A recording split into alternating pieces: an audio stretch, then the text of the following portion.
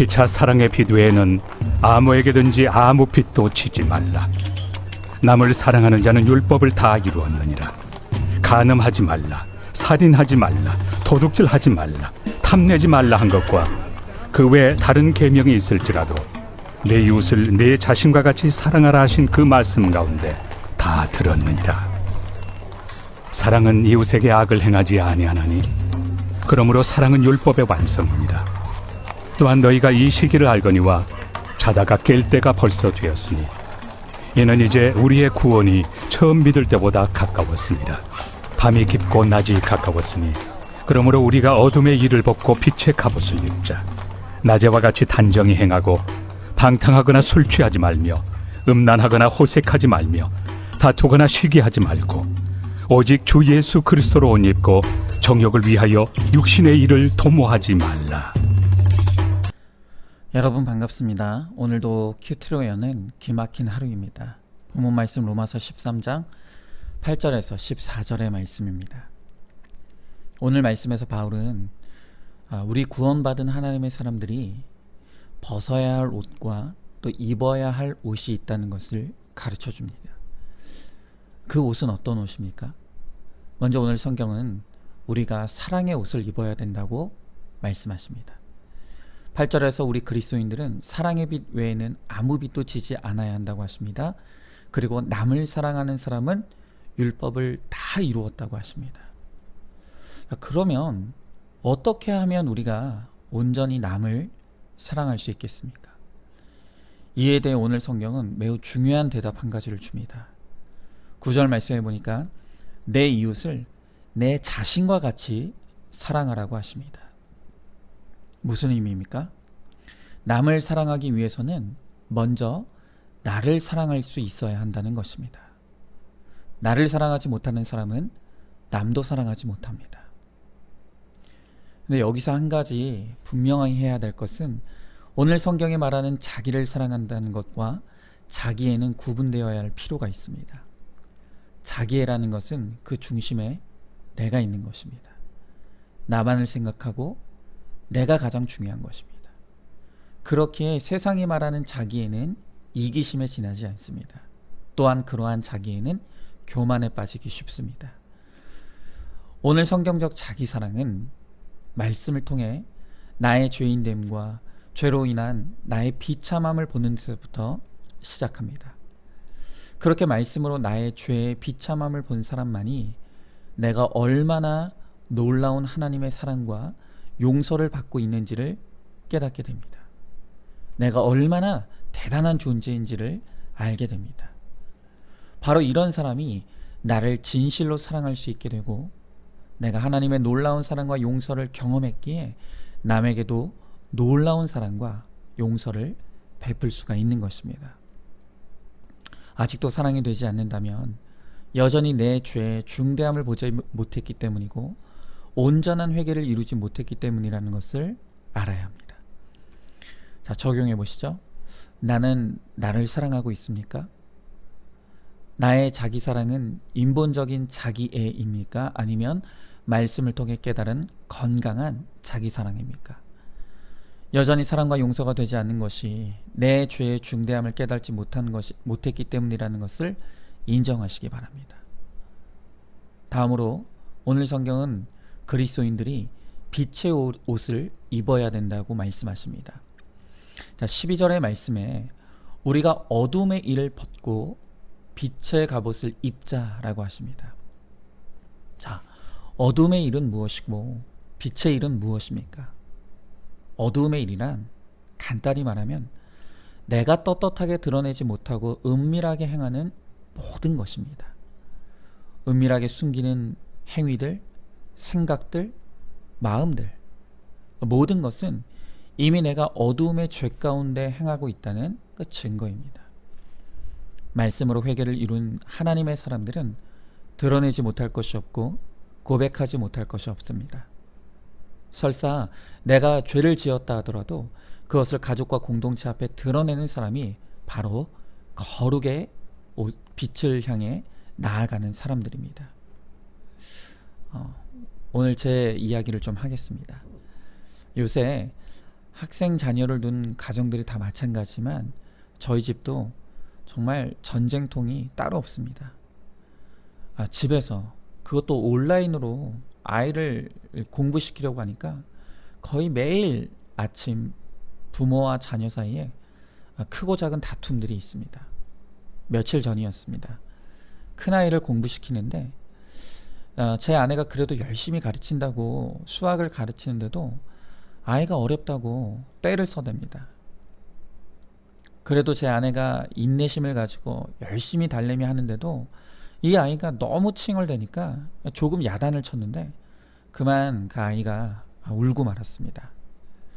그날 저녁에 가족들이 함께 모여서 가정 예배를 드리면서 아침에 있었던 일에 대해서 함께 큐티를 나눴습니다. 제가 큰아들에게 오늘 그 일로 너의 마음이 어땠냐고 그렇게 물었습니다. 그랬더니 이 아이가 속상했다 라고 말합니다. 그런데 그 말이 얼마나 모호합니까? 그래서 제가 솔직하게 마음으로 어떤 생각을 했는지 오늘 아빠가 알고 싶다. 이야기 좀 해달라 라고 했더니 뜻밖에도 이 아이가 하는 대답이 욕을 했다는 것입니다. 죄의 고백은 구체적이어야 되지 않겠습니까? 그래서 여기서 멈추면 안 되겠다고 생각해서 더욱 정중하게 그러면 네가 마음속으로 어떤 욕을 했는지 좀 이야기를 해달라 라고 했습니다. 그랬더니 이 아이가 고백하기를 사실은 속으로 너무 문제가 어렵고 짜증이 나서 18 숫자 욕을 했다고 그런 고백을 하는 것입니다. 자기도 모르게 이 욕이 튀어나왔다는 것입니다. 제가 이 아이의 고백을 듣는데 솔직히 순간 당황스러웠습니다. 왜냐하면 제 첫째 아들은 겉으로는 너무 순종적이고 착하게 행동하는 아이였기 때문에 이런 욕을 알고 있다는 것도 놀랐고 또한 속으로지만 했다는 것도 놀라웠습니다. 제 아이가 순진하다고 생각했던 제 생각이 순진했던 것입니다. 그러나 다시 생각을 해보니 정말 감사할 일이었습니다. 제 첫째 아들은 저를 무척 닮았습니다. 그래서 이 바리새인의 기질이 아주 충만합니다. 어린아이임에도 불구하고 그럴싸한 포장이 벌써부터 대단합니다. 그런데 이렇게 숨은 마음의 은밀한 죄를 오픈하고 고백하는 것, 그것이 오히려 이 아이에게는 회개의 길이 열린 것이니 얼마나 복되고 감사한 일입니까? 그래서 제가 이 아이에게 칭찬해 줬습니다. 솔직하게 고백해 줘서 고맙다고. 그런데 자기 죄만 오픈한 것이 이 아이가 억울했던지 그러면 아빠는 우리가 속상하게 하면 어떤 생각을 하느냐고 오히려 되물어 왔습니다. 그래서 저도 솔직하게 오픈을 했습니다. 사실은 너희가 힘들게 할 때는 너희들이 다 없어지고 아빠 혼자만 있었으면 좋겠다는 그런 생각의 죄를 지었다. 그렇게 고백했습니다. 그랬더니 제 고백에 이 아이가 매우 놀라면서 아빠가 한 번 더 그런 생각을 하면 내가 진짜 없어지겠다고 그러면서 저에게 당당하게 사과하라고, 그런 생각을 한 것에 대해서 자신에게 사과하라고 당당하게 요구를 하는 것입니다. 그래서 그날 저는 아이들 앞에서 진지하게 다시는 너희들이 없어졌으면 좋겠다는 생각을 하지 않겠다고 사과를 했습니다. 하여튼 그날 저희는 말씀 앞에서 저희가 은밀하게 생각하고 있던 그 마음의 생각의 죄를 드러내고 서로 그것을 보며 놀랐지만 함께 회개를 이루는 너무나 감사한 시간이었습니다. 그렇습니다. 지금 내가 은밀한 중에 행하고 있는 것이 무엇입니까? 숨기고 감추고 묻지 않고 행하는 그 모든 일은 반드시 빛 앞으로 나와야 합니다. 드러나야 합니다. 그럴 때 회개할 수 있고 우리가 거룩한 빛의 옷을 입은 하나님의 사람들이 될 수가 있는 것입니다. 질문해 보시죠. 지금 말씀과 공동체에 묻지 않고 행하고 있는 것이 무엇입니까? 적어도 행위로 옮기지 않았다고 가볍게 여기는 마음과 생각의 죄가 있습니까? 오늘 하나님 앞에 또 가족과 공동체 앞에 그것을 드러내고 회개하시기 바랍니다. 마지막으로 오늘 말씀을 통해 주님은 예수 그리스도로 옷 입으라고 말씀하십니다. 13절의 말씀해 보니 방탕하거나 술 취하지 말고 음란하거나 호색하지 말며 다투거나 시기하지 말라고 하십니다. 오늘 이 짧은 13절 말씀 안에 우리가 세상에서 짓는 모든 죄가 다 들어가 있습니다. 우리가 사는 이 세상에는 이렇게 우리로 하여금 죄 가운데 거하게 할 일들이 너무 많습니다. 그러나 그러한 죄의 유혹들로부터 벗어나는 한 가지 길이 있는데 그것은 내가 이 세상 앞에서 그리스도인임을, 나의 정체성을 드러내는 것밖에 없습니다. 드러낸다는 것은 내 입술로 선포하는 것입니다. 나는 그리스도인이기 때문에 뇌물 받지 않습니다. 나는 그리스도인이기 때문에 술 마실 수 없습니다. 나는 교회 다니는 사람이기 때문에 주일에는 약속을 잡지 못합니다. 이렇게 내가 그리스도인임을 당당하게 드러내는 것이 바로 그리스도로 옷 입는 매우 중요한 적용입니다. 그리고 그렇게 할 때 내가 드러낸 나의 정체성이 죄로부터 나를 지켜주는 갑옷 같은 역할을 할 수 있는 것입니다. 내가 나의 삶의 영역에서 그리스도인임을 드러내지 못하는 이유가 뭐겠습니까? 여전히 내가 머무르고 싶은 죄의 자리가 있기 때문은 아니겠습니까? 여전히 거룩을 인생의 목적에 두고 사는 것이 불편하고 부담스럽기 때문은 아닙니까?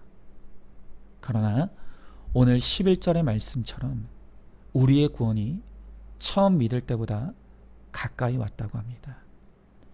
여러분, 내가 오늘 하루 더 산다는 것은 나의 죽음이 하루 더 가까이 찾아왔다는 것을 의미합니다. 내 인생의 종말, 또한 세상의 종말은 결코 우리로부터 멀리 있지 않습니다. 언제 우리에게 우리 인생의 종말이 찾아오더라도 이상할 것이 아무것도 없습니다. 그때 우리가 하나님 앞에 기쁨으로 서기 위해서는 그리스도로 옷 입고 세상의 죄로부터 끊임없이 우리를 분리하며 살아가는 것밖에 없습니다.